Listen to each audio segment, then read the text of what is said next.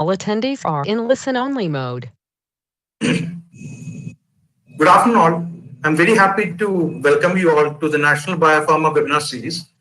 So in this webinar series, we are actually featuring 6 webinars, and we are actually completed 4 webinars so far. And we have discussed regulatory frameworks of India, and we have discussed biosafety containment requirements for the biopharma industries. And we have discussed regarding waste management also. And after discussing the waste management, building a safe, resource efficient, now we came to the 5th webinar in the series. And in the 5th webinar, we will be discussing regarding adopting green and sustainable practices in biopharma sector. So this entire webinar has been done by National Biopharma Mission. As you all know, National Biopharma Mission is a flagship program of DBT, and which is partnering with the World Bank. And this program aims to promote and fund innovative product development in biopharmaceutical industry in the country.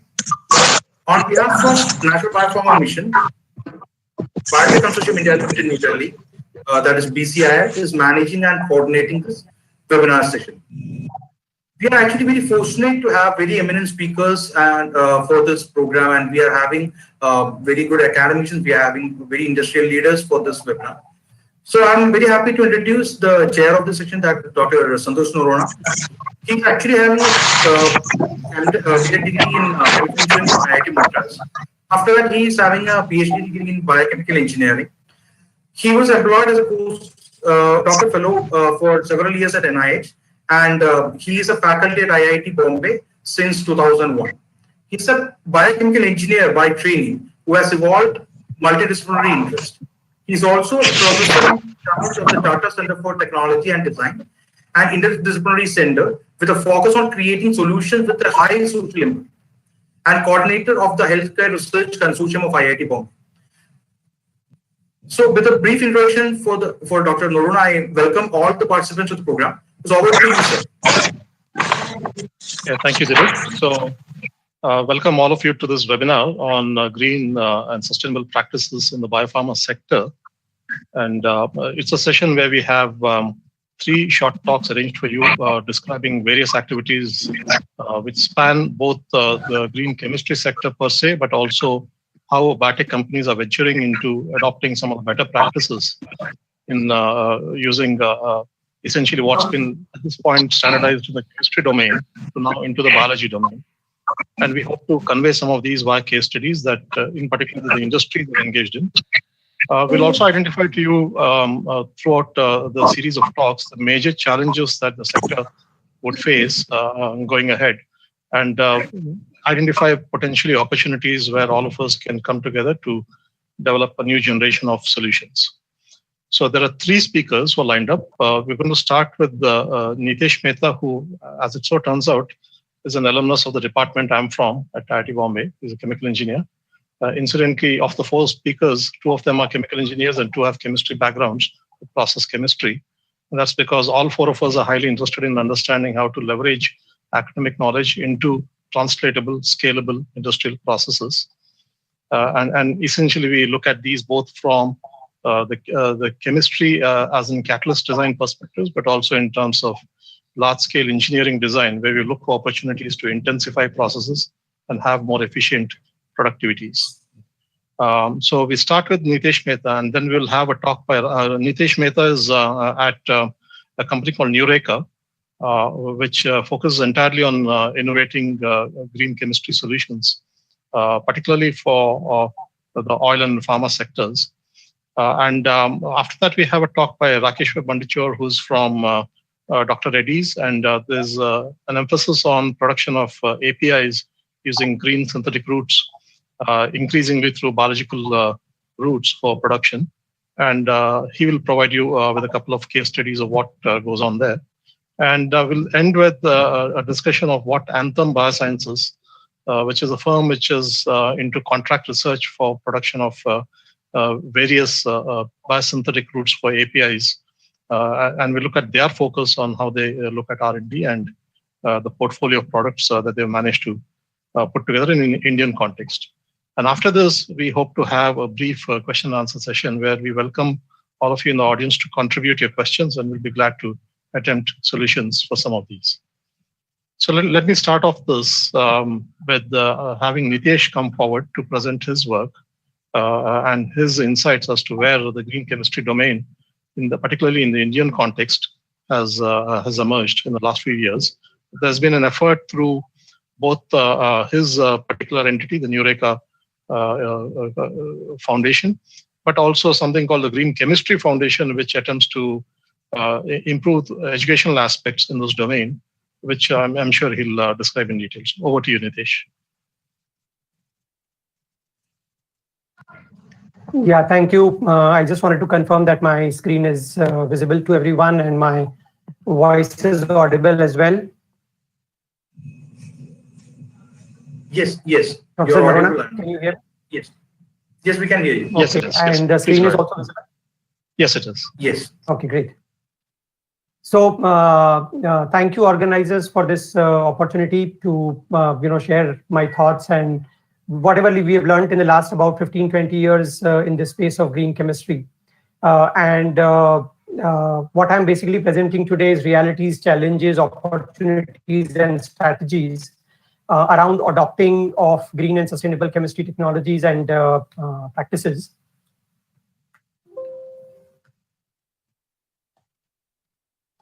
Just 1 minute for some reason. All right. So are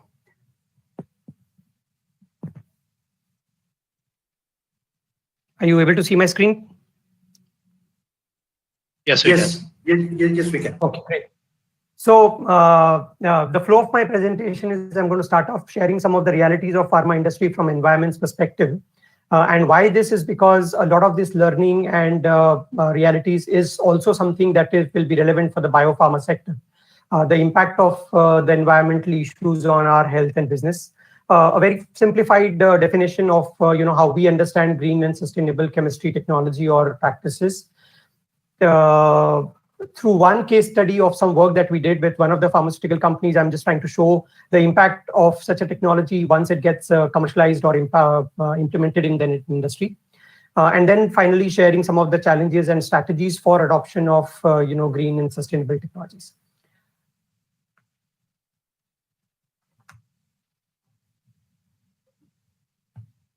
I'm sorry, there is some issue that I'm not able to.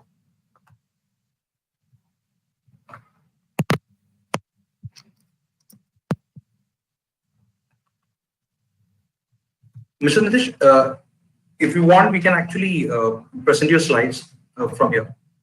Yeah, it's moving now. Sorry, okay. It's working now.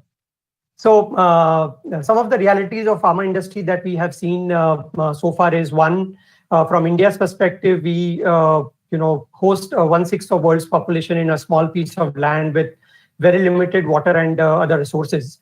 And with growing population and aspirations of people, there is a growing demand for everything, including the drugs and vaccines. And over the last 2 decades, the pharma industry has earned a reputation for itself. The Indian pharma industry has earned a reputation for itself of being a very reliable supply chain partner for the global pharma.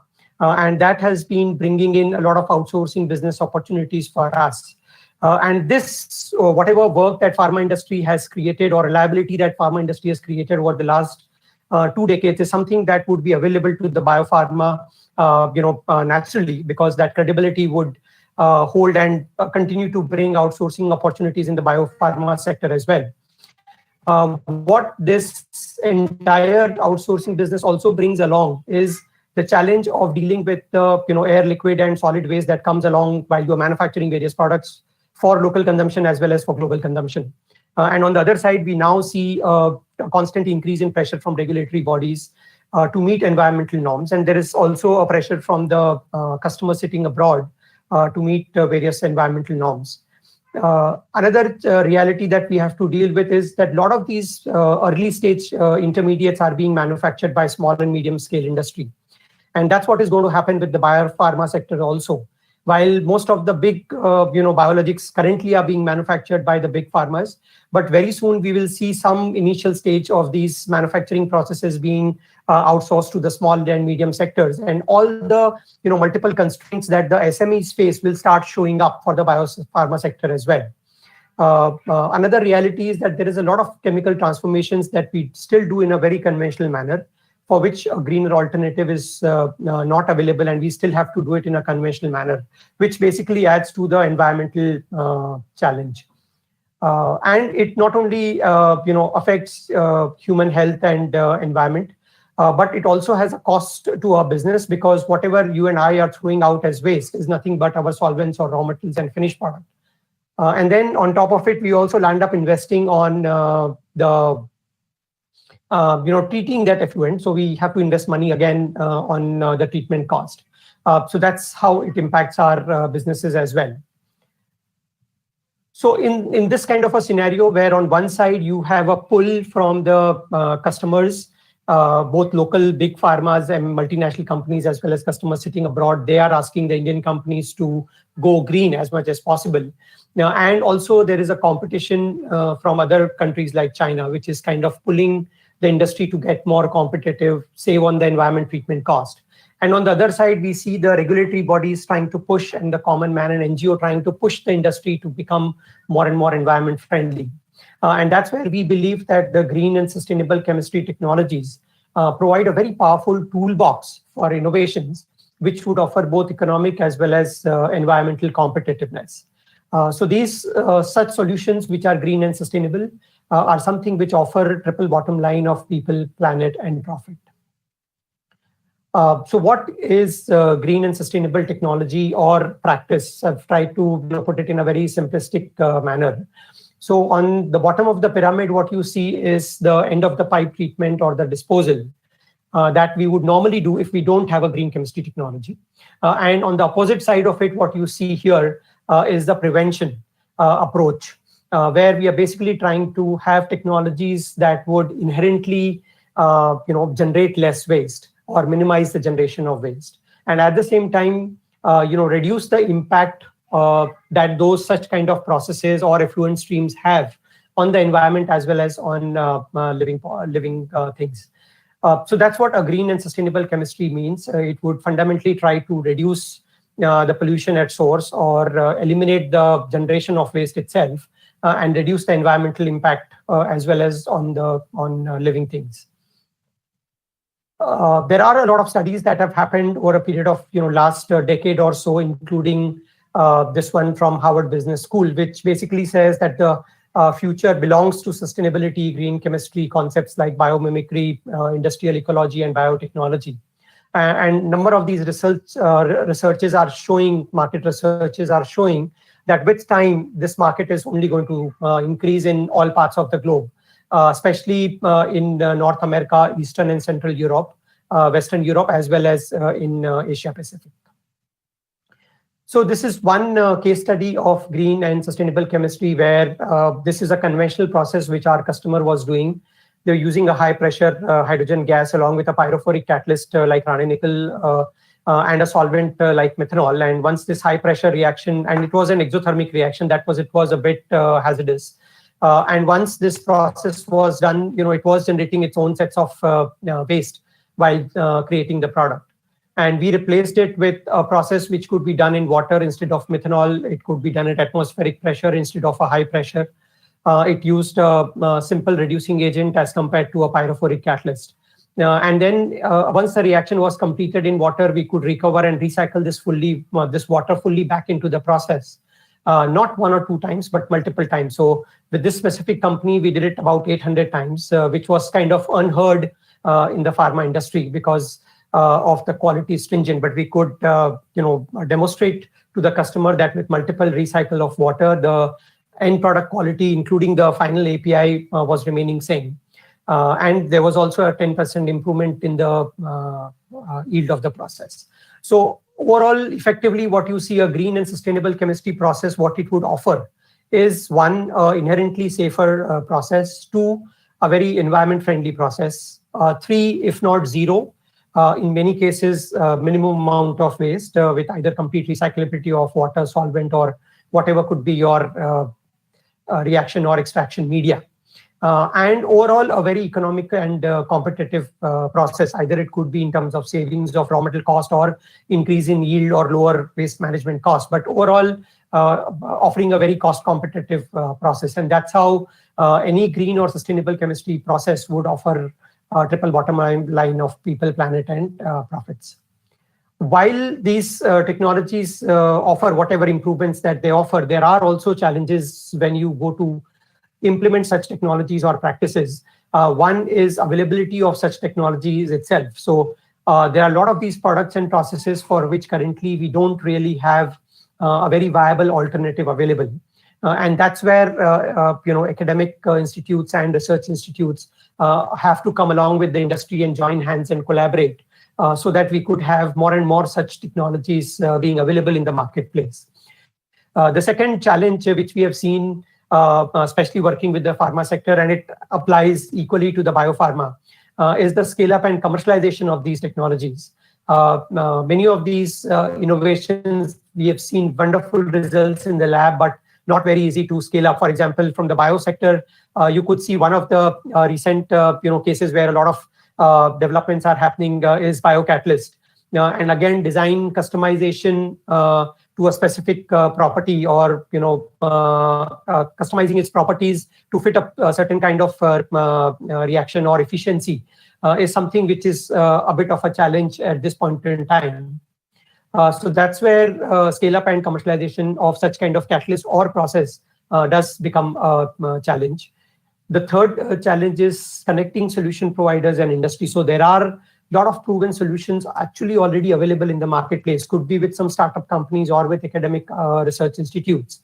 But because either the solutions are in some different geographies, or because the developer of the technology, the startup company, has not been able to market it enough, or on the other side, the industry has not been able to make so much amount of effort to reach out to them.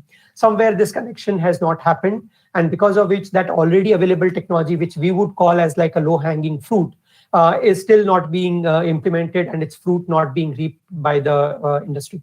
So that gap between the solution provider and the industry turns out to be a challenge.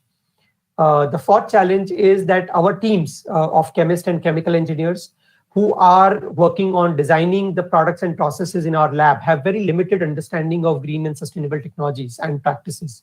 Why? Because unfortunately, it's not really a part of our training programs or orientations and even our curriculum. And that's where, so while we don't need PhDs, that would always help. But at the same time, even if our basic chemistry and chemical engineering graduates, if they could be given some of the basics of the 12 principles of green chemistry or some basic concepts of green and sustainable practices, that would greatly help in the design of new products and processes in all sectors. The fifth barrier, and one of the biggest that is faced by pharma today, and it is already, I'm sure the biopharma sector also falls under the same category, is the regulatory barrier, where taking various kinds of approvals and from customers or FDAs turns out to be a regulatory barrier in terms of when you want to change over from an existing process to another one. Like even if you are wanting to currently shift from a conventional chemistry process to a biocatalytic route process, then getting the change done itself is a big process, or getting the change approved is a big process. And on the other side of it, even the cost that is involved in terms of developing that biocatalyst, scaling it up, implementing it on the commercial scale, that implementation cost also has to justify the kind of improvement that it would offer ultimately. So that becomes a bit of a barrier at this point in time. And besides that, there are certain myths in the market about such technologies being that it's theoretical, it doesn't happen in practical. But as I shared with you in one of those examples, it's absolutely possible to, and this is just one example, in the last 20 years, there must be at least about more than 50 to 60 technologies that we have commercialized like this. So I want the audience to know that this is true and it works. And it's not complex. A lot of our customers are from the SMEs, and this has turned out to be viable even for them. then one of the possible strategies for any company who's looking for implementing green and sustainable chemistry is to kind of list out all the environmental challenges that you have and the potential solutions that are available. And if there's some way that it can be divided into short-term, medium-term, long-term, and very long-term, projects, and then appropriately in collaboration with whoever is the solution provider, we could work. For example, a short-term project could be some immediate workable solution for an effluent where you've got a COD, BOD problem, or trying to recycle that effluent stream back into your process. And a long-term project could be shifting from a conventional reactor to a microreactor or a continuous synthesis using a biocatalytic process. So and the short-term projects could be something that could be involved in requiring very low resources. It can be executed in a short period of 1 to 2 years, while a very long-term project where you are kind of completely shifting to a new route of synthesis, that could take a much longer time and higher level of resources. So this is one of the ways in which you could allocate resources and have some short-term, medium-term, long-term, and very long-term projects to slowly move your organization towards implementing these green and sustainable chemistry technologies and processes. So in the end, to conclude, we have a growing population across the globe and very limited water and other resources, which is actually something that makes us very vulnerable. And it also creates a certain kind of urgency that we need to get going with these solutions and sustainable practices with certain level of urgency. Being a water and energy stressed country and places where, and a country like India where you've got a lot of SMEs which can't afford the space and the time and the cost intensive end of the pipe treatment, we believe that our priority should be shifting that paradigm from pollution control to prevention of pollution, or addressing our pollution issues at the source level. And looking at the current scenario where you've got a growing market, our customers sitting in US and Europe are demanding greener technologies. The government is very supportive of it. And if there could be, and on the other side, the regulatory bodies are getting tougher. So all these things put together, it's basically a right time for green and sustainable chemistry practices to show up in the industry.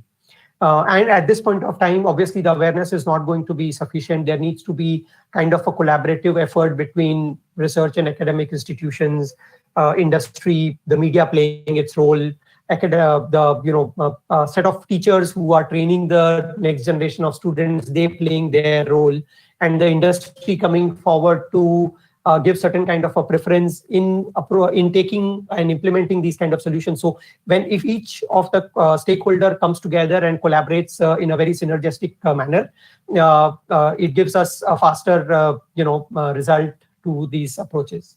Specifically to the biopharma sector, which is comparatively at an early stage when we compare it with the pharma industry. There is a lot to learn from the last 20 years of our pharmaceutical industry, that we have reached a certain level of global leadership in the pharma sector. There is a lot to learn from there.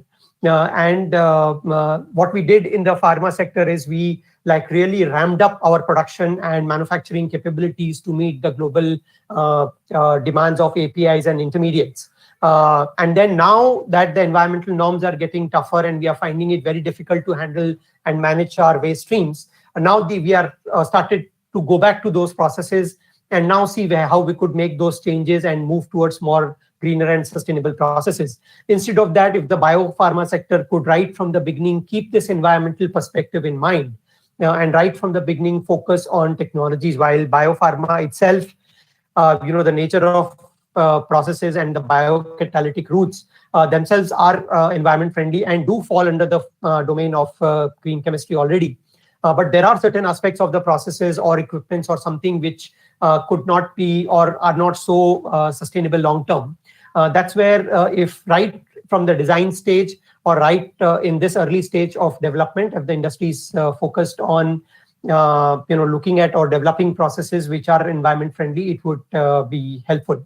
And also how we could right from the beginning support and prepare our SMEs, that tomorrow if those SMEs also have to do certain aspects or certain parts of the early stage synthesis, they are capable of doing that.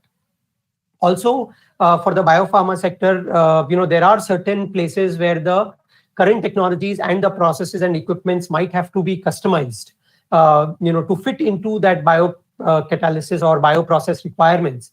For example, it could be recovery and recycle of biocatalyst, or it could be water intensiveness of the processes and how we could look at the possibility of recycle of water. Those aspects, and that's something where customization of existing technologies might have to be done. That's something that as an industry, we should keep in mind.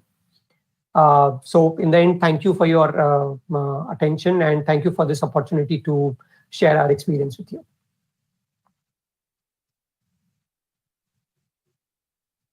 Thank you, Nitesh, for what is a good take on what the pharma sector has encountered when it comes to trying to improve its practices in the green and sustainability domain, and what that might mean for us in the biopharma domain as we try to adopt some governing principles. And it's a good point that academia itself should probably play a lead role in incorporating some of this into various curricula at the outset itself, so that this is second nature for industries. Our second speaker is Rakeshwar Bandichur, who is director of... Sorry to interrupt. Yeah, right. Yeah, we have two core questions to ask to the candidates regarding the presentation. So, right. Yeah, so I'll just ask that right now. So there will be a core question in your screen as we speak. What does green and sustainable chemistry technology / practices offer? Improved productivity, better quality, safety, environment friendliness, and cost competitiveness, better regulatory compliance. We will be giving 30 seconds, 25 seconds to the candidates to answer this question.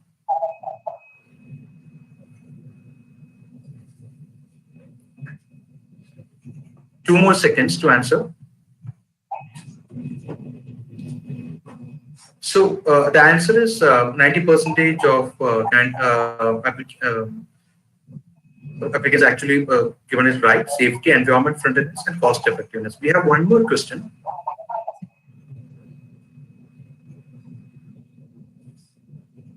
India has emerged a reliable supply chain partner for global pharma industry because we offer quality products, reliable supplies, competitive price, better quality although at higher price, low price products but not very reliable supplies, better regulatory compliance at higher product price.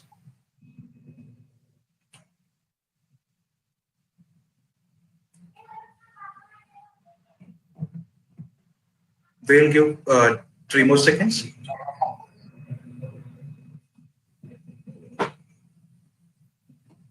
So as 76% applicants written, it is quality products, reliable supplies, and competitiveness. Over to you, sir. Yeah, thank you. We should have warned you that you were going to be subject to pop quizzes throughout the webinar. Well, congratulations to most of you for getting it right, and also to Nitesh for getting his audience to get those answers right. Our next speaker is Dr. Rakeshwar Bandichur, who is from Dr. Reddy's, and Rakeshwar is now the director of APIs at Dr. Reddy's. He has an academic profile which takes him through Germany, I believe, at Regensburg, where he did his PhD, and then back to India, where he's focused on looking at technologies for synthesis of various APIs. Dr. Reddy's, of course, has a large portfolio of drugs, including molecules which have, where there's extensive research, both in terms of new chemistries, but also in terms of improved manufacturing processes. And it's that element which interests the most. So over to you, Rakeshwar.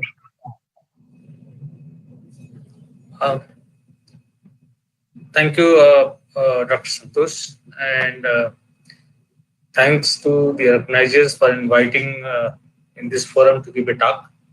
So I'm just wondering, Dilip, you are going to share my presentation, or should I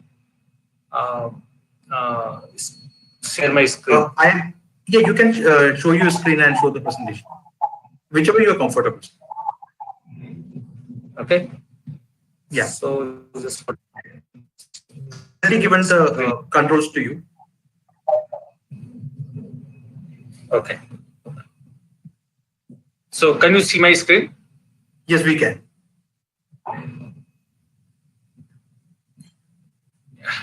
It's perfect.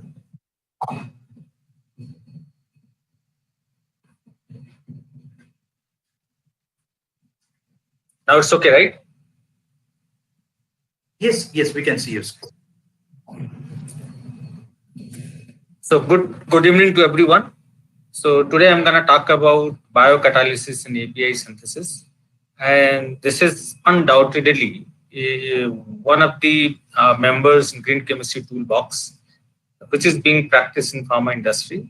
And not only in the synthesis of APIs, but as a philosophy, green chemistry philosophy, it has been adopted during the manufacturing of fermentation-based products also. So here I'm going to talk about application of biocatalysts in the synthesis of one or a couple of steps in the API synthesis, because entire steps cannot be managed by using the biocatalyst. Some one or two steps can be transformed by using certain enzymes. So this is the caveat which I'm supposed to display. And coming to the looking at the relationship between ideal synthesis and green chemistry. There are 12 green chemistry principles, and which can be summarized in a couple of bullet points. And I have taken a brief that has been published by Professor James Clark. And according to him, what would be your ideal synthesis? It should be absolutely atom efficient, and this should be simple, and there should be a quantitative yield that you can look for during your synthesis.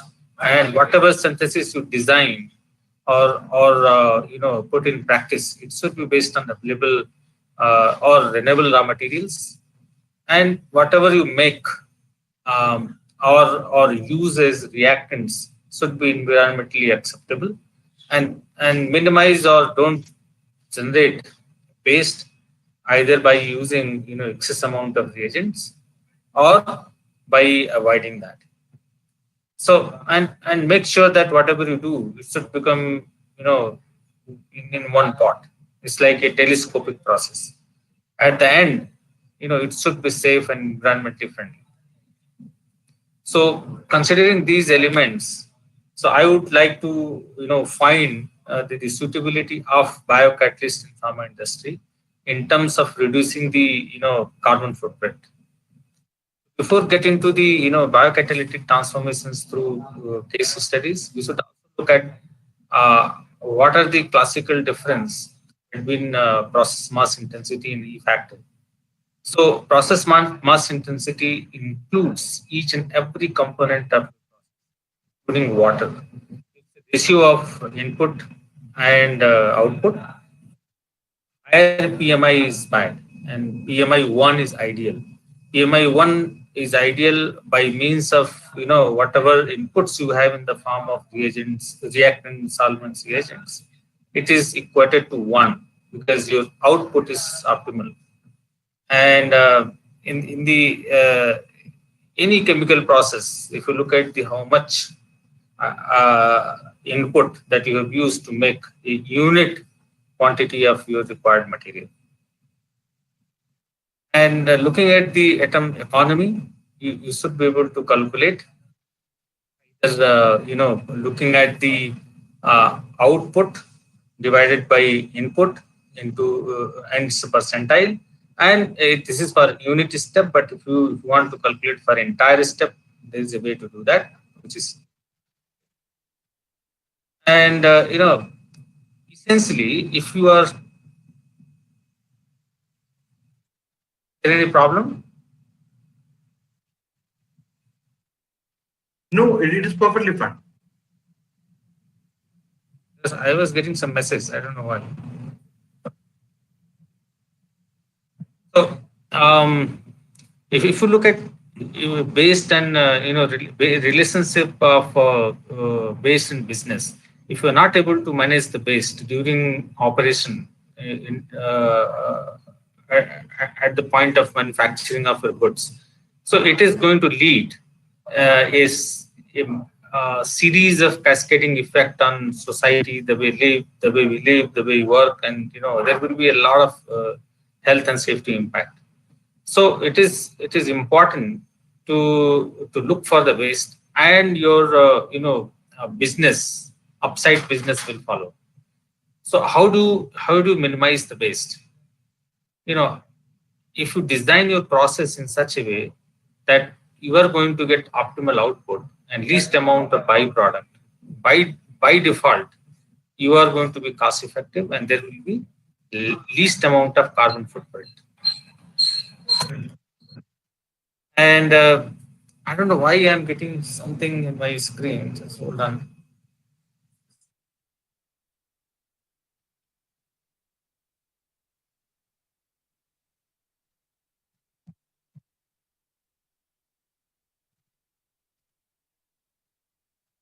Is this fine? Can you see my screen? Yeah, yes, we can see your screen.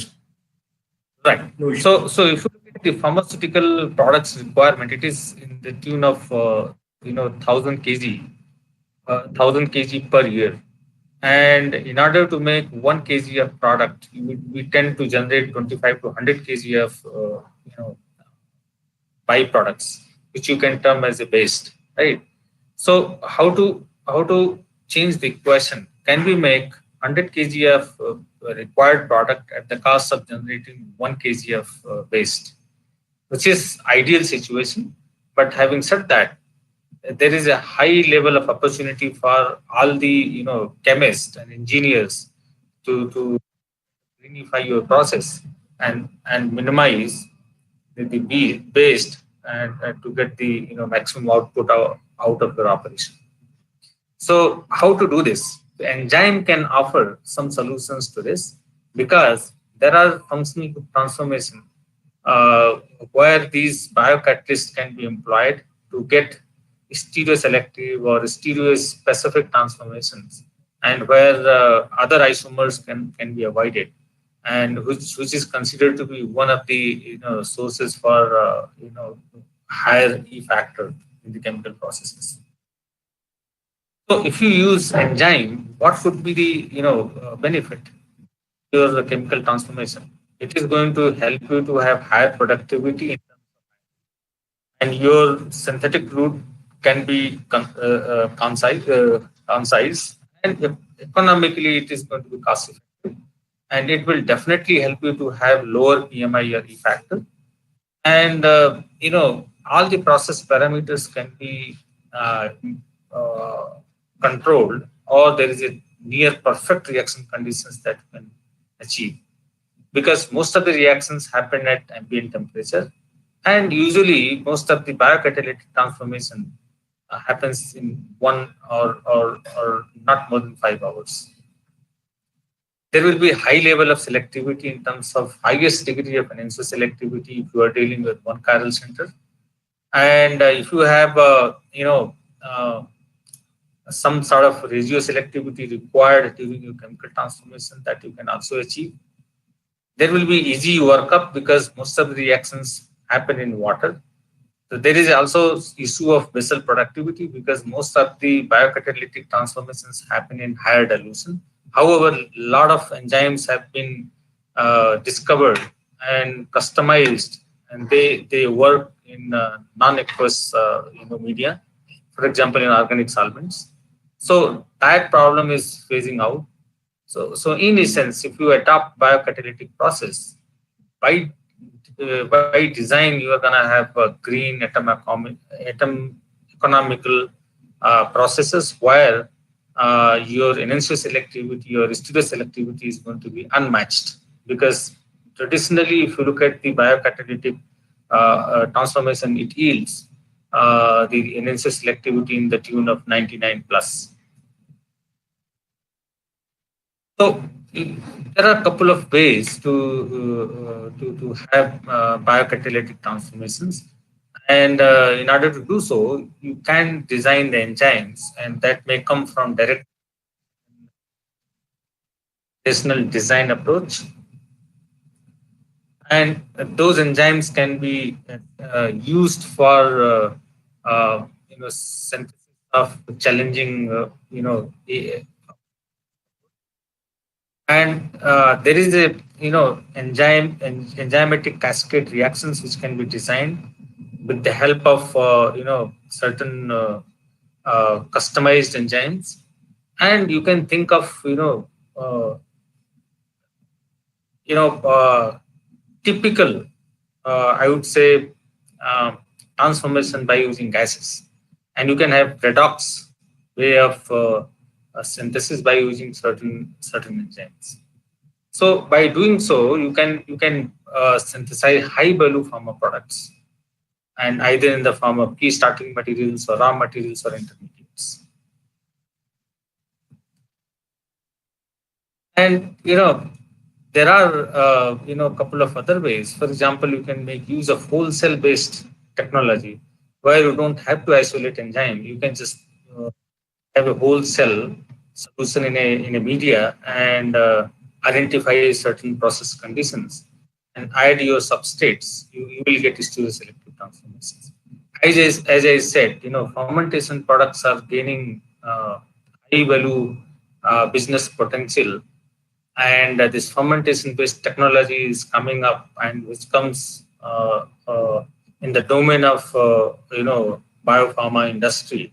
So I think we can think of ramping up the facility so that we should make high value products by using fermentation technology. We already talked about natural and genetically engineered enzyme in previous slides. If you look at the number of APIs where these enzymes have been used, and some of the chemistry that we have developed here in Dr. Reddy's, I will touch upon.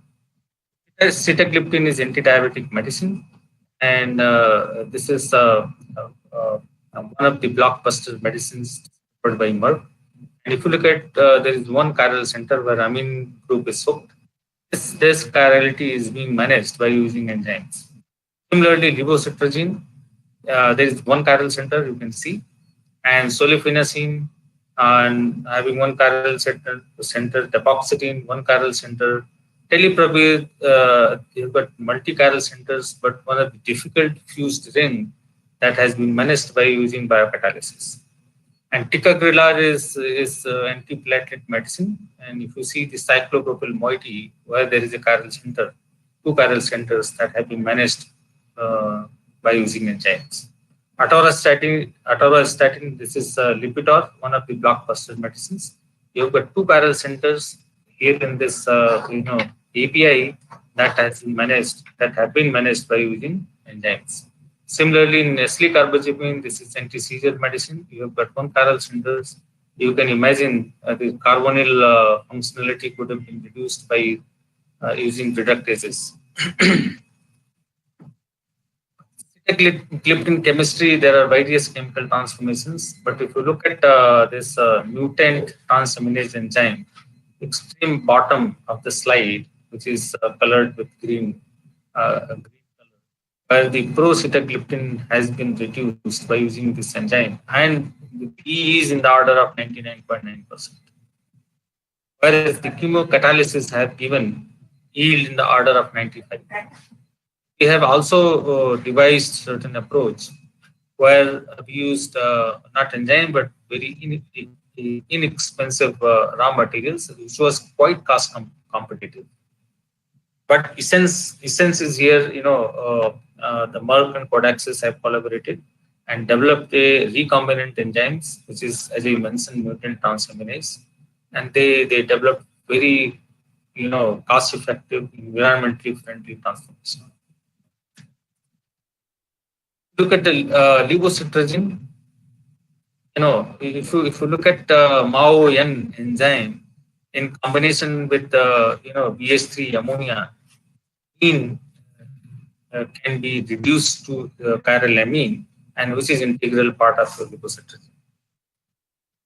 And sulfenacine, this carbonyl reduction happened by using enzyme alcohol dehydrogenase.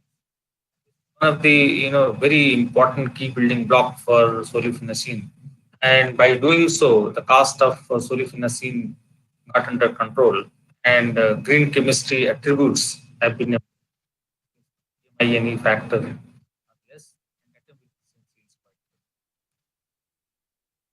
So this we talked about, But there's a different enzyme that has been used to do similar kind of transformation. Where in the previous slide we talked about terminal imine, here it is cyclic imine.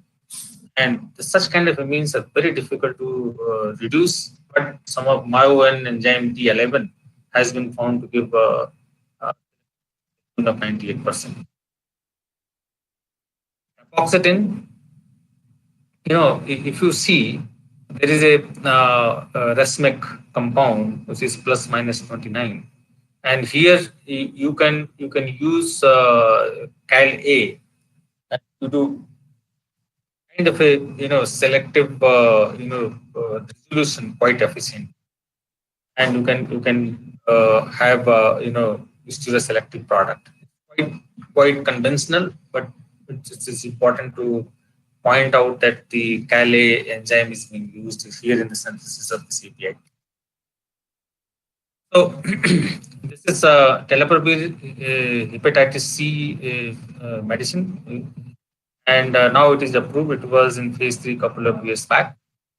So look at this fused ring, and because of this fused ring chiral center, you can induce the chirality to oxidation and reduction process.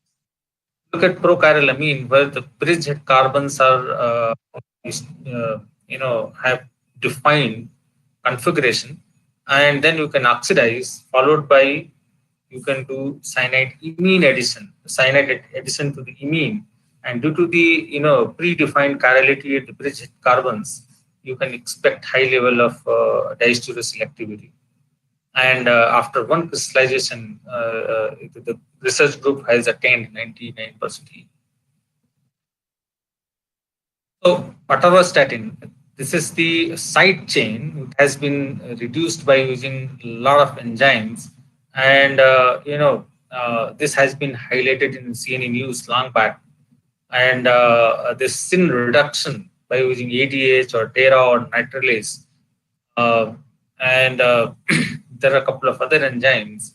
So if you look at the DSM enzyme, which is DSM technology, which is based on DERA enzyme, where 2 moles of acetaldehyde and 1 mole of chloroacetaldehyde has given direct access of all the carbon framework of the side chain, and which was transformed chemically in 2 steps to get right side chain for atorvastatin.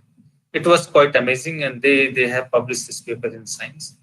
So quite amazing way of making this. So here at our end, since we were going through this biocatalytic transformation, undoubtedly nobody can ignore if you want to develop a greener process for APIs. Looking at some of the substrate that we were manufacturing and doing chemocatalysis, we thought of trying whole cell based asymmetric reduction of ketone intermediate of acetylene, and we could effectively do it with 98% conversion and 98% energy selectivity.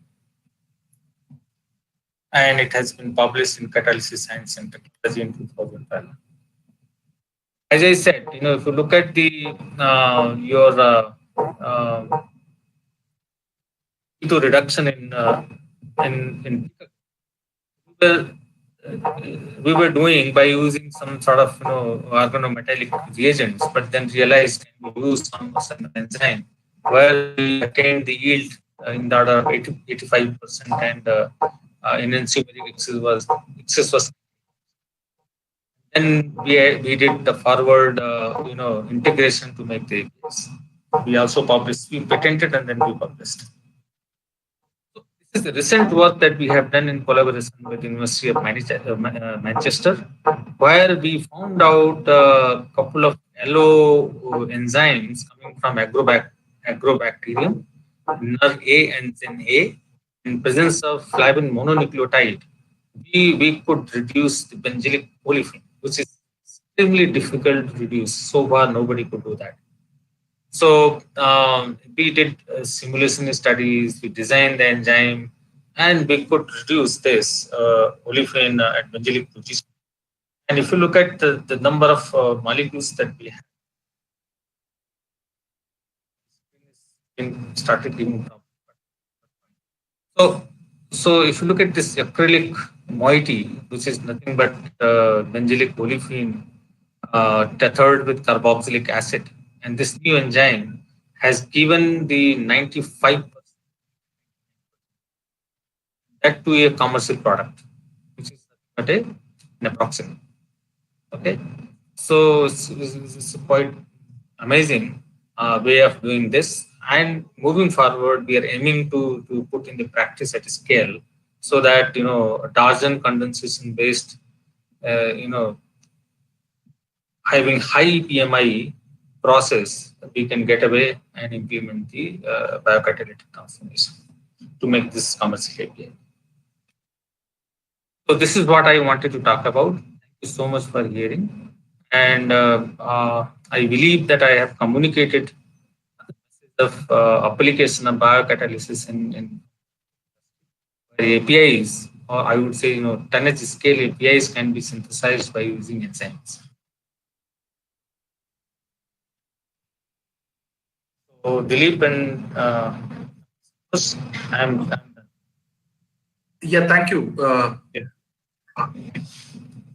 Yeah, thank you, Dr. Rakeshwar. So Dilip, you would want to? Yeah, I have a couple of questions for the quiz. The first question on your screen: which enzyme will you use for converting racemic ester to chiral acid, lactase, amidase, and lipase?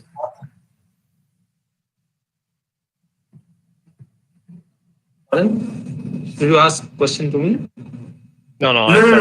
This is actually a cool question. So we'll give another 5 seconds for the attendees to answer this.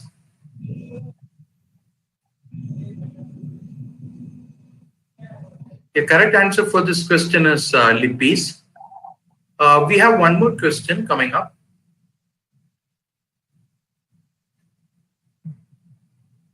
Which enzyme will you use for converting prochiral ketone to chiral alcohol?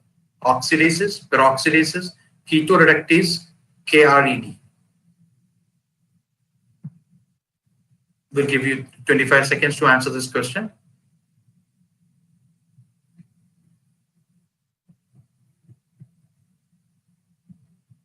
Three more seconds, we will close the poll.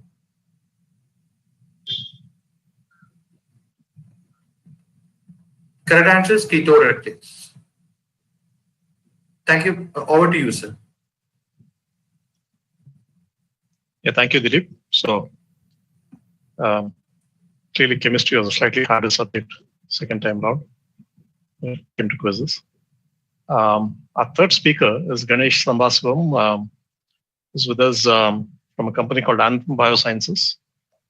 His route to Anthem involves a PhD at NCL, very focused on various chemistries. Subsequent to which, he's worked at Syngene, which is itself a contract research firm, which focuses mostly on things including biosimilars. But I think that experience is what motivated him to co-found Anthem Biosciences, along with other colleagues. And at Anthem, they've been looking at turning into both contract research providers and also looking at innovating on their own in creating new platform technologies, again, primarily with biocatalysis as a main focus.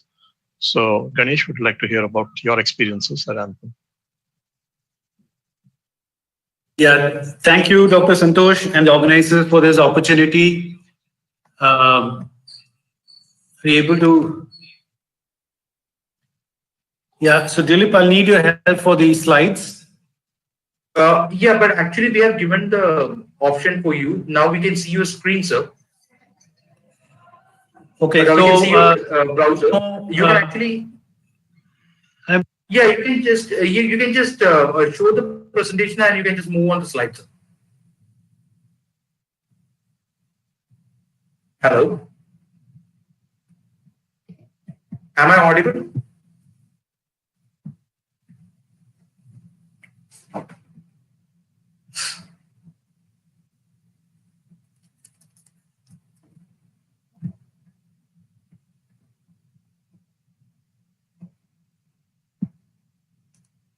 So you have to unmute yourself. Yeah, I'm unable to share the screen. slides. Okay, I'll do it for you. I'll do it. Yeah, so let me at the outset thank the organizers for giving this opportunity to speak. This is a topic which is closer to my heart. We've been looking at biocatalysis for quite some time. And Anthem, just to set the context, Anthem is a contract research and service provider. So we work with multiple partners, pharmaceutical companies, ag companies, cosmeceutical companies, material science companies as well. And we help them with processes and help them in scaling up processes to a commercial scale. So in this endeavor, we have been looking at the past few years to see if you could have greener processes, which will have less impact on the environment. And in this journey, I'm just sharing one portion of what we do for greener technologies. We have areas related to biocatalysis, metal catalysis, and flow chemistry, but this talk is more specific towards biocatalysis. So in the next slide, you find that why we've decided to go ahead with Biocatalyst for the last so many years is it provides greater selectivity when it comes to chemo selectivity, reduced selectivity, and then we felt that this is something that we should look at because the conditions are usually mild. Most of the conditions are usually ambient conditions, though in some cases you need to have slightly increase in temperature. But the pressure as well as pH is bordering very close to ambient conditions. So this gives us savings on energy, and then the fact that we don't have to use solvents helps us a lot with respect to the environmental impact. So we said we should focus on this and then see how we could use many of these reactions, greener technologies for many of our client processes, and thereby also helping us scale some of these processes. If you go to the next slide, in the Sustainable Chemical Engineering Journal, you'll find that this is the whole world. If you see the way it is going, it is tilted in a negative way today, but we hope going forward with more greener applications, we'll have a better tomorrow. The next slide, please.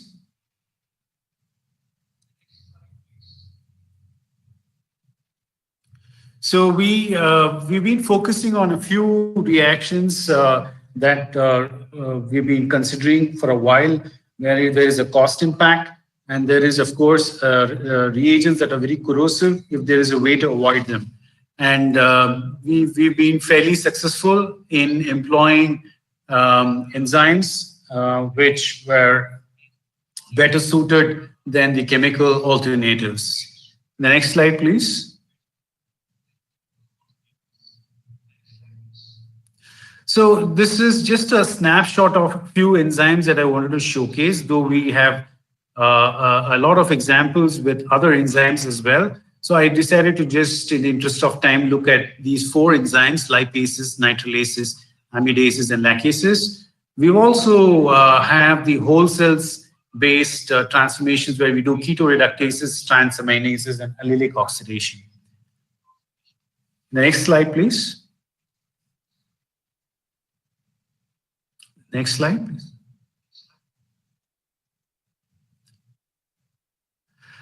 So these are actual examples that we have carried out at Anthem, from lab scale all the way to pilot and plant scale. These are, for many of these programs, are proprietary in nature, in the sense that we just do the process development, process innovations. The molecule belongs to a client, and therefore we have to mask the overall structure. But in the interest of sharing knowledge, I felt it's important to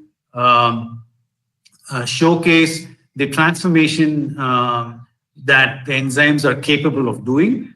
So you have this example where we have 3 esters, and many a times when organic chemists are always faced with the challenge of doing selective hydrolysis. Now, a chemical reagent will not be able to judge which of the ester to be hydrolyzed, while a lipase, for example, could do that. And as you can see in this example, when we screened several lipases, we were able to hit upon a lipase which would give us really very high chemical yield, and we were able to get the right regioisomer of interest, and this was scaled up in very, very large scale.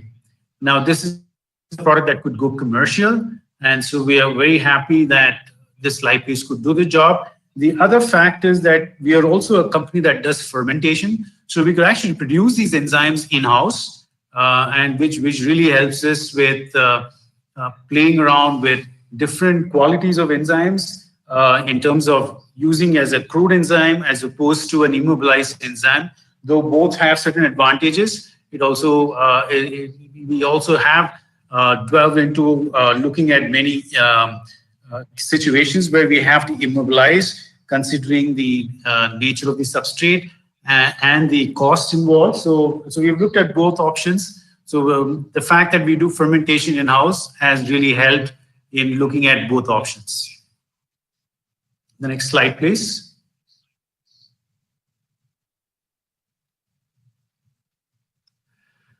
So this is another example where I've shared how a chemical method done in our own lab and in our client's lab, how it looks like, and the enzymatic route.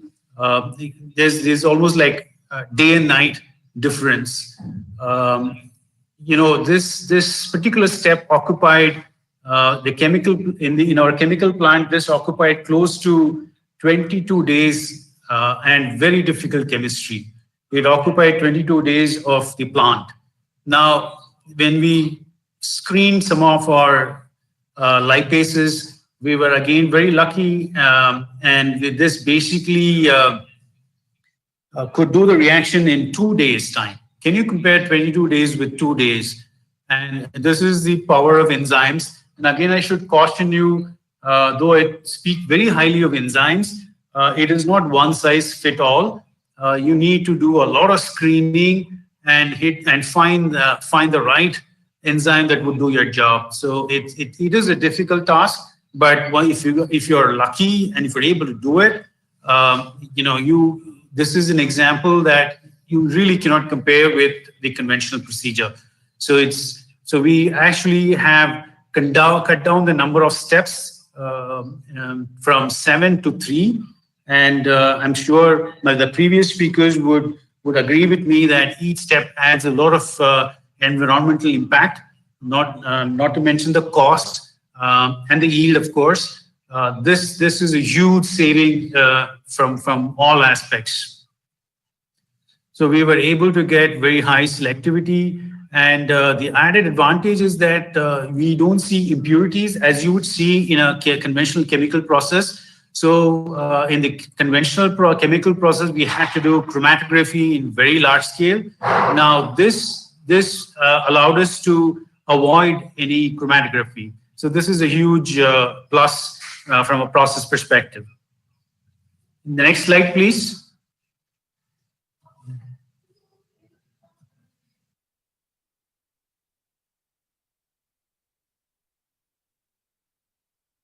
Please, this is a transesterification using lipases. Many times we find that the simple, enzymes, you have to tweak it to make it work. So we looked at, because each substrate has its own challenges. So we looked at transesterification and using lipases, and we found one of the lipases that we have been screening again worked very well. So you also have an amide here. So it had to selectively look at transesterification. Again, this was a classic example where we were able to take racemic alcohols and esters and be able to do that. Next slide, please.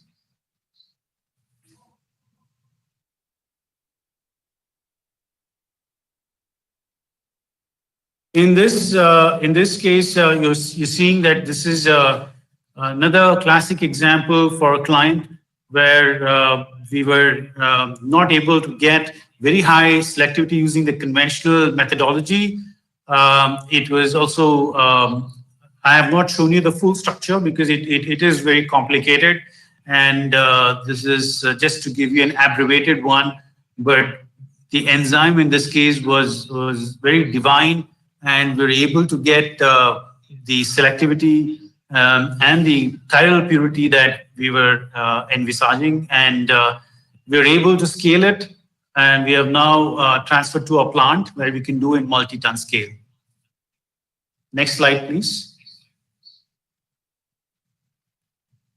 So this is another very important target molecule that we were interested in, and this is again a vitamin E analog. It is a I would say very difficult to purify, and this is a case where we again selected from our list of lipases that we have. We screened and we found that one of them really worked very well, and we were able to scale this up. And the cost of this molecule largely depended on the purification, chiral purification. We're happy to say that the enzyme methodology allowed us to make a very cost-effective approach, and we have scaled it up in kilogram scale.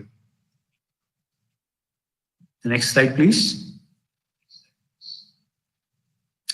So this is another example of a Racemic Ester alpha amino ester. We were able to scale it up for clients, and this is coming back to us for a larger scale.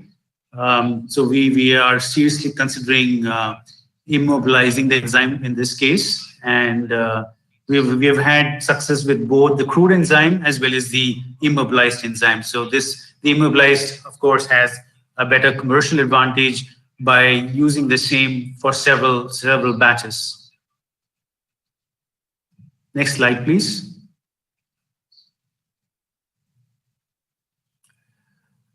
So this is, as you could see, route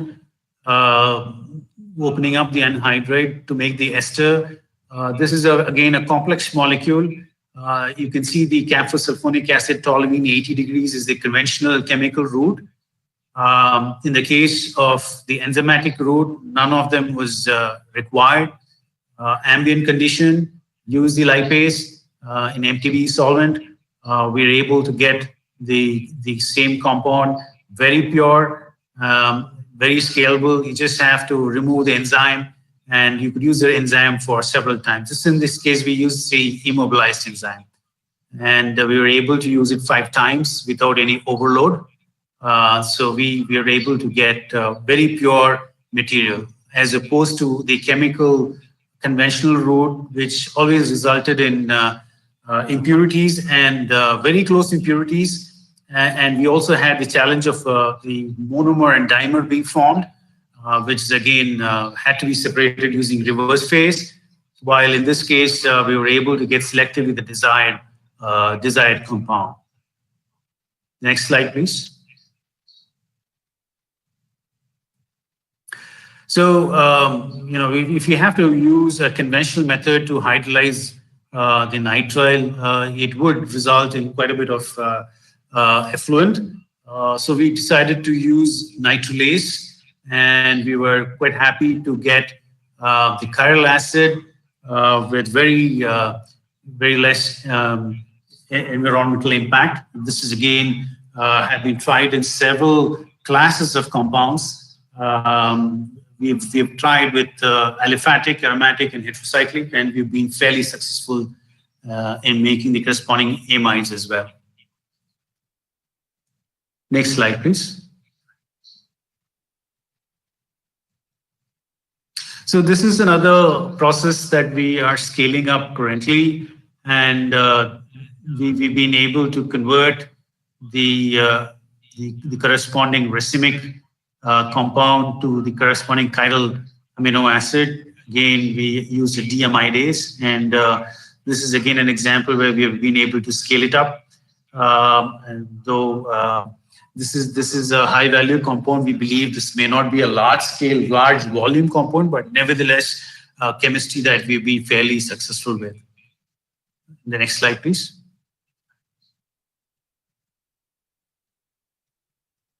So lacase is an enzyme which does oxidations.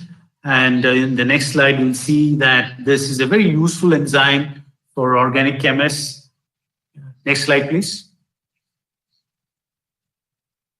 So typically, if you have to do an alcohol to an aldehyde, you would typically use Swern oxidation if you have to do it selectively, or a pyridine sulfur trioxide. Now, these are either energy consuming as an effluent, and then pyridine sulfur trioxide is not one of those nicest reagents to handle, but lacase allows you to do it at ambient conditions, though it takes more time, 18 hours, but we're able to get the corresponding aldehyde with almost no impurities. So this gives us a much more cleaner profile. So this is you'll be surprised. Lacase is an enzyme which is used in the textile industry. It is used to wash jeans. The jeans gives you a very soft finish when you use lacase for washing it. But it has very good utility in organic chemistry. Next slide, please.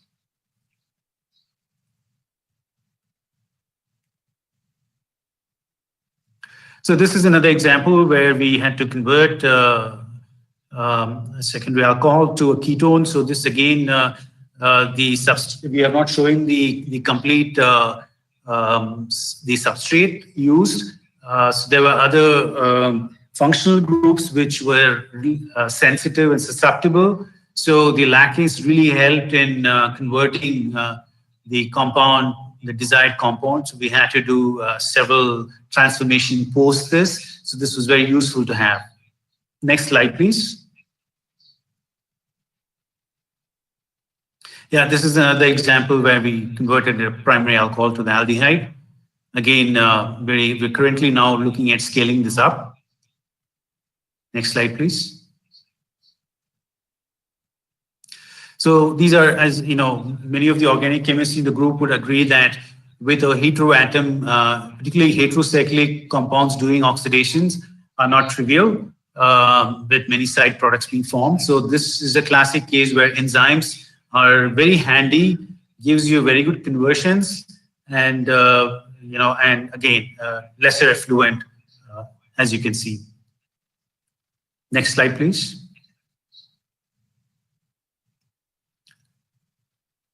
Yeah, next slide, please. See, whole cells have certain advantages over enzymatic. When you do a ketoreductase, one has to use, as an enzyme, if you use a ketoreductase, one has to use a cofactor to recycle NADH or NADPH. So these are very expensive materials. So the overall cost of the enzymatic process for oxidases or reductases could really go up, considering the cofactors being used.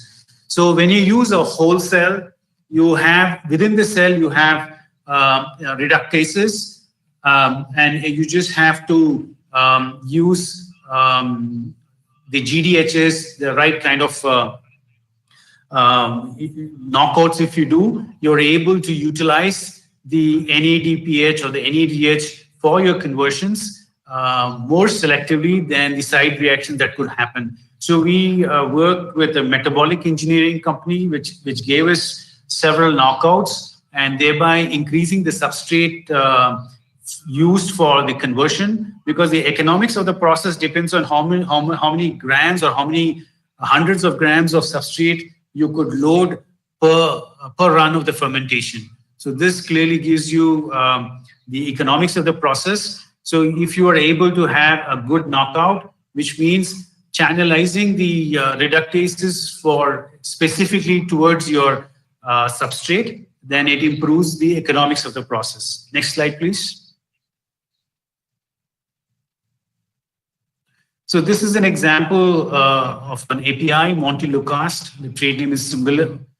And the boron reagent used is very corrosive in nature and is also very expensive. If you go to the next slide. So when we used our whole cell catalysis, we were able to do the same transformation with very high selectivity, and we brought down the usage of solvents. Next slide, please. So you could see that we were able to get higher yield as opposed to the chemical process, and very high enantiomeric excess. Next slide, please. So this is another example where we had to do a selective reduction of a ketone where you have a diketone in the same substrate, and the conventional route uses a ruthenium catalyst, which is very expensive, which is about 63% of the cost of the synthesis. We were able to very effectively substitute it with a chiral whole cell based reduction, and this has been very effective in getting the right isomer with the right enantiomeric purity. Next slide, please. So this is about the transaminase. I'm sorry about the slide. So this is again whole cell based, and this allows you to basically give you the right amine. I think the previous speaker talked about sitagliptin. So one of the we've used this platform to also make sitagliptin. Though this is not an example, but just to give you an idea that the transaminase platform is very, very effective if you have to convert a ketone to the chiral amine. Next slide, please. So this is another example, which is a key component of an API. We are now doing in hundreds of grams batches, and we are now initiating the process for a kilogram scale synthesis, and then it is going to go for multi-kilogram scale. This is another example where we do transaminase, and the substrate is pretty unique, and we use a cofactor in this case, and this is something that is not as expensive as the NADPH or the NADH. Next slide, please. So this is another example where I wanted to showcase where one can do an allelic hydroxylation. If you, the organic chemists in the group would know that today, if somebody has to do an allelic hydroxylation, it's the choices that you have. One of them is selenium dioxide, which is very corrosive and hazardous, and therefore people would like to avoid it. The streptomyces culture allows you to do the allelic hydroxylation stereospecifically, and this is a case where one could use the conversion of compactin to pravastatin, which is a cholesterol-lowering drug. It is more or less it is in the same class as the atorvastatin that was described by Dr. Rakesh. Next slide, please. So this gives you what we have in our library of ketoreductases. They are all available as E. coli recombinants. So we usually screen them against many of these that we have in-house. And we have been fairly successful with increasing this library size, and we've been so far successful with what we have. Next slide, please. These are examples that we have done for many of these APIs. And as you could see, the chemical yields are good, and the enantiomeric excess, as you can see, is phenomenal. And this is also published in Microbial Cell Factory. Next slide, please. To conclude, so we, as I said in the beginning, as a company, we have huge interest in green chemistry, and we employ different methodologies. one of them being biocatalysis. As I mentioned, we also do metal catalysis. Many would think that how metal catalysis would be considered as green. So we have come up with a newer class of metal catalysis, which is actually a fraction of the percentages being used currently by many of the methodologies, and thereby bringing down the metal load in the reactions. So this is definitely greener, and we can see many papers coming up. We've also published with one of the in one of the peer-reviewed journals. So we continue to work in this space, as well as flow chemistry, where again we do see, compared to a conventional batch process, flow processes are a lot greener in terms of the environmental impact. So with this, I conclude my presentations. If you have any questions, I'll be happy to take.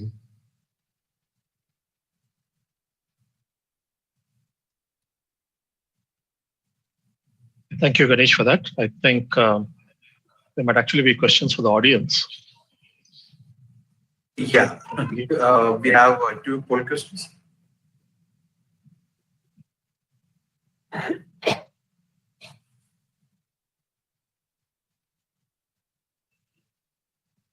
So the first poll question is, enzyme transformation is considered as stoichiometric, catalytic, non-stoichiometric, and we will give 5 more seconds to the attendees.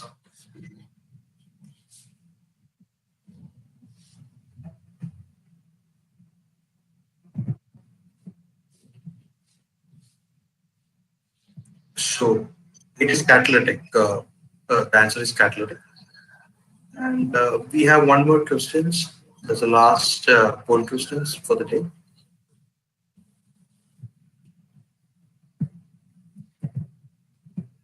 Symmetric transformation leads to reduced PMI is possible by biocatalytic concept, chemocatalyst concept, both A and B, stoichiometric amount of reagents. We'll give you 10 more seconds on this.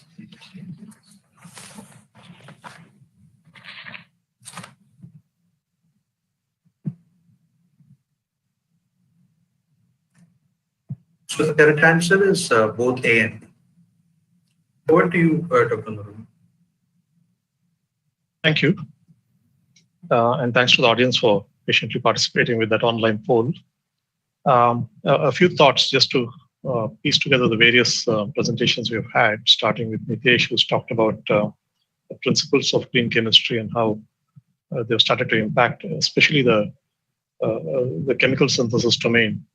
And from there, we have had examples of how Dr. Reddy's and Anthem Biosciences are focused now on biocatalysis in a big way, trying to replace your current synthesis routes in search for both better selectivities and therefore productivities in the first place, but also towards improved processes where they reduce the impact on the environment. So therefore, the sustainability aspect.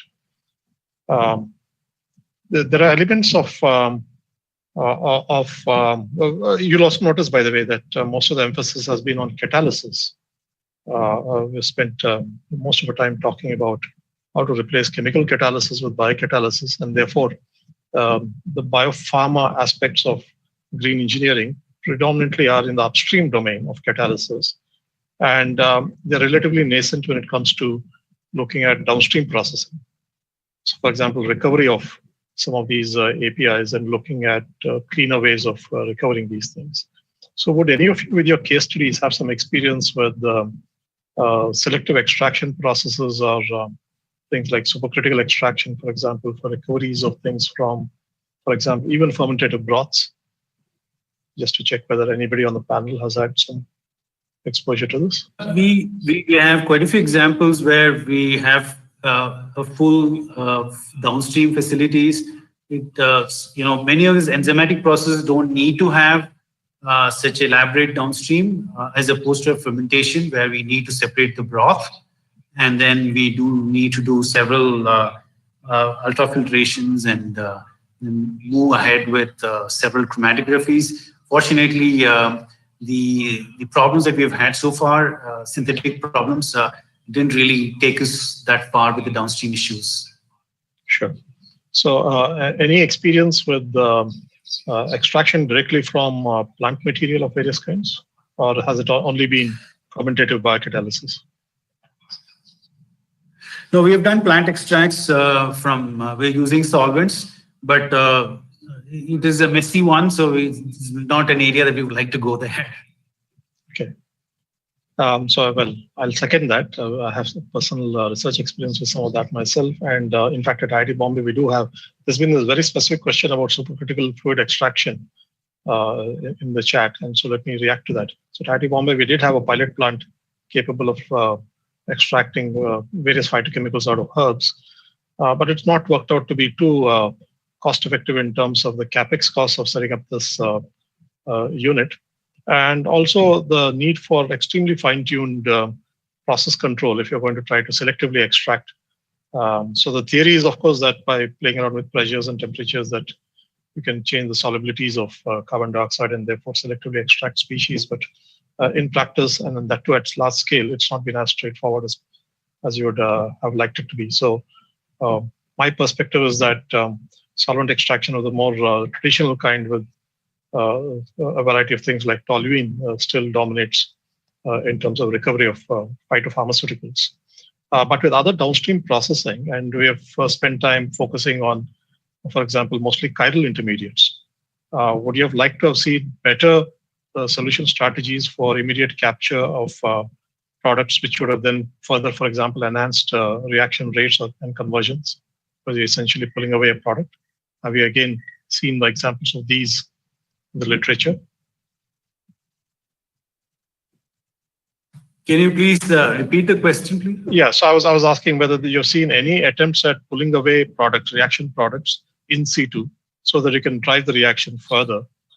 And that, in theory, is slightly harder to do, given that you're mostly talking about chiral intermediates being produced. So have you seen any examples where there's been innovation towards the in situ recovery of the product itself? Or has this literally been a batch production and then subsequent recovery kind of? It is in the wish list of pharmaceutical companies, but not an easy problem to solve considering the nature of the compound. So again, the nature of the compound plays a role. In some cases, we're able to precipitate the product from the reaction as it forms by using biphasic conditions, but not all substrates are amenable to that. Sure. I think both Dr. Reddy's in passing, but definitely Anthem talked about the use of recombinant systems for carrying out some of these biotransformations. And there are challenges with the use of recombinant systems at large scale, especially if you are to use, for example, a whole cell biotransformation.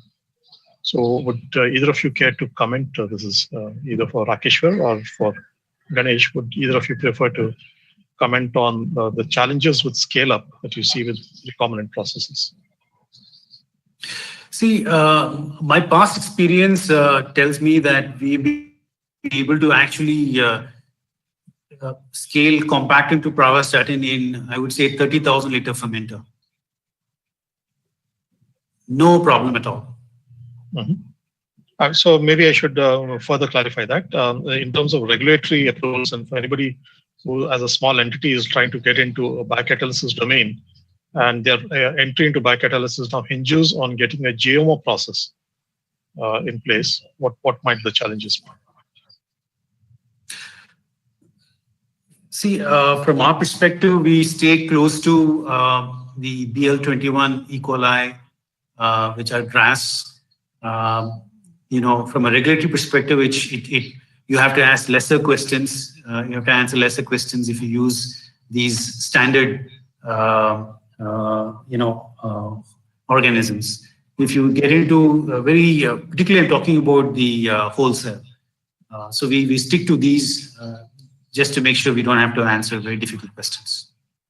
Right. And have you had to deal with, for example, folks downstream or doing the final formulations as to validating that you have remote traces, any traces that might relate back to the recombinant platform itself? For example, DNA removal and so on. And is that a complication that comes about? Yeah. So many of these downstream involve solvent-based extractions, which takes care of the cells. And there are several filtration steps that are used in the downstream, which takes good care of these cells, and there's no carryover. Okay. So, Rakeshwar, any experience at Dr. Reddy's about the handling of recombinant systems and what that does to the regulatory aspects of a new process being approved and therefore the adoption of the process itself? Yeah. So actually, there is a special guideline as a part of regulation published by FDA. So they talk about this, BLT, MLTs, if APIs of say for injections, right? So we follow those standards. Point number one, and second thing is when it comes to look after the certain pieces of DNAs and RNAs, which is part of your recombinant technology, in order to have a customized enzymes. So there are specific tests that we do and ensure that the identifiable fragments are not there, and it meets the set specifications. Okay, thank you for that. Nitesh, to come back to a point you threw up at the beginning on education. So can you throw more emphasis on what you would like to see emerge in the education sector, which better trains people to adopt and execute principles of green chemistry and also engineering, I should say? Yeah, frankly, I've, when we are moving across the globe and talking to various educators and people in the field of green chemistry, we come across these two sets of thought processes. One is to have a very specific course on green chemistry and, green chemistry as a different line, as a new branch of chemistry kind of thing. And then there's a second thought process of integrating green chemistry as a part of regular, chemistry curriculum. So I am personally of the opinion of going with the second one. So we already have a set chemistry curriculum in mind, a certain way of teaching, and there are experiments already being done. And along with that, if we could present to the student also a greener way of doing the same oxidations, the same reductions, and introducing biocatalysis right at that stage when in the initial first, second year of BScs, when we are introducing to them some of these conventional chemistries, we also introduce to them along with that, okay, here is one way of doing oxidations and reduction, and here is another way of doing oxidation and reductions, and have them compare. It's like right from the beginning, we are sowing seeds of, their thought processes, incorporating that environmental aspect right from the beginning. So I think that could make a big difference when it comes to educating students. So I think just if people keep those 12 principles of green chemistry in front of them in the desk, on their desk while they are just thinking about process development, I think that itself would make a big difference in terms of the kind of process or catalyst that they would choose, the kind of solvents they would choose, the way they would design their products and processes. So I am not in the favor of starting it while it's a good if there are some specific green chemistry curriculum and courses come out. It plays its own role, but at the same time integrating green chemistry in the current chemistry curriculum or chemical engineering curriculum would be more probably easier and more effective. Yeah, so as an educator, I can point out that the latter is inherently harder to do because it's very hard to get a whole bunch of instructors to essentially incorporate that content in one shot. So usually the way new content emerges in a syllabus is for a course, typically an elective, to first show up. And then at a point when it becomes extremely popular, you realize it's essentially a core course. And then it percolates into the other courses as prerequisites of learning before you take on a design course. But again, that your answer was mostly focused on chemistry. And again, it comes back to catalysis, but other aspects of green engineering in particular, because remember that the topic of discussion is also sustainability, and that involves other elements of processes beyond catalysis. And there, what would you have liked to have seen? And again, feel free to discuss that syllabus that you undertook at IIT Bombay and what you would have liked to have seen different. So I think one component is while I am entering as a student, if I am aware about how what kind of a importance does the industry today gives to various aspects. So there is an aspect of quality, there is an aspect of productivity, there is an aspect of sustainability, there is an aspect of costing, there is an aspect of environment. So if this is something that is brought into their mindset or thought processes right at the beginning, when let's say if a chemical engineer is entering the class, then what happens is that he starts looking at all the chemical engineering curriculum that he would do from the perspective of addressing those problems which he has heard the industry guys come and talk about. So like in one of the presentations, I really heard some people from BSF and Clarion talking about that sustainability is something that we wanted yesterday. That's not how we teach to our students. We want that, okay, the way we teach them is this is a future. That's something that has to be done some point of time in the future rather than something that the industry needs right away. And that's the reason it needs to get incorporated in the curriculum also right away. Sure, thank you for that. So for either Rakesh or Ganesh, what is your case studies mostly involve biocatalysis, and therefore what is it you look forward to when it comes to recruitment of new employees, typically biochemists? What are the gaps you find in their training when it comes to green engineering and sustainability? This is a big challenge.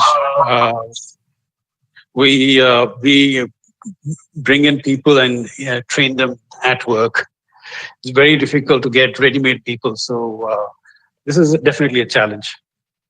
Right. So what is it more specifically that you might prescribe as a to-do thing? See, the issue, it's a very, very philosophical issue. Biologists don't like chemists. Chemists don't like biologists. So it's so fundamental. I think it's a lack of understanding of both the sciences by each. So to bridge the gap is the challenge. Right. So, of course, the other alternative is to let engineers into the mix and let them learn a little bit of biology and chemistry, which, for example, is what chemical engineers do. So again, I come back to this. Is there any specific level of training that you hope for, where there can be a particular recommendation that the NBM can take back, the Biopharma mission can take back, and try to influence through BCIL, through influence the academic system? So I echo with Dr. Ganesh, but having said that, there are certain avenues where you can find certain trained candidates like NIPER Mohali, and some of the NIPERs, they are offering excellent courses in biotechnology. And by chance, if the candidate has passion in chemistry and land up learning biotechnology, particularly biocatalysis, I think they do miracles in industries. And we have got a couple of guys in Dr. Reddy's system. They're helping us to identify the strain and to use recombinant technology to have customized enzymes. And not only that, there are a lot of people are coming in designing the enzyme by looking at the substrates. It's like a retrofit. So there are two ways. One is look at the enzyme, and then do kind of a genetic mutations in the enzymes in the genetic material to get the enzyme. Other thing is look at the enzyme itself and what kind of mutation you should have in the gene to get the right protein or right enzyme. So you can use some sort of data science and computational studies to create a positive dent in this area. So this computational scientist, biotechnologist, having chemistry background and having appreciable level of respect for engineering, I think that would bring a lot of value in the system. Sure. Thanks for that. I think there are two questions which have just popped in through the audience, which is currently online. One is there any innovation happening on the bio front for assays themselves, for the APIs? So are you starting to leverage enzymes for assay purposes themselves as opposed to synthesis? Assay are the enzymes. No, are you leveraging enzymes to carry out assays of APIs?